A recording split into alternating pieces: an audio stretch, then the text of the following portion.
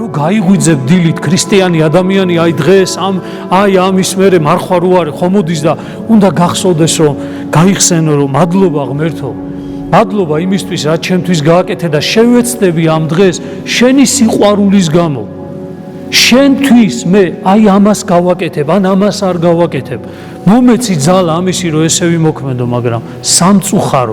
სამწუხაროდ დღეს ადამიანები ტაძარშიც დავდივართ იმის გამო რომ ისევ და ისევ კომფორტი მოვიწყოთ საკუთარ შინაგანში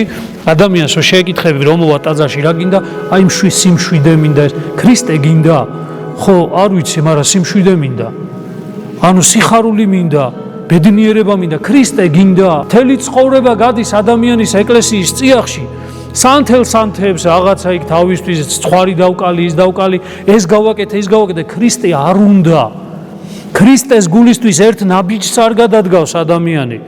ქრისტეს გულისთვის ერთ რამეზე უარს არ იტყვის ადამიანი ერთ მცირე სიამოვნებაზე ქრისტეს გულისთვის არ იტყვის უარს და ის ადამიანი მაინც საკუთარ თავს ეძალავება და ქრისტიანს უწოდებს და ჩვენც ხშირ შემთხვევაში მას თავს უკრავდა ვეუბნებით ხო იმიტომ რომ სიყვარული თუ და მოექცე ადამიანს იმიტომ რომ ესე უნდა იყოს მაგრამ თქვენ თვითონვე უნდა ხვდებოდეთ ამას მამა გიორგი კი არ უნდა გეუბნებოდეთ და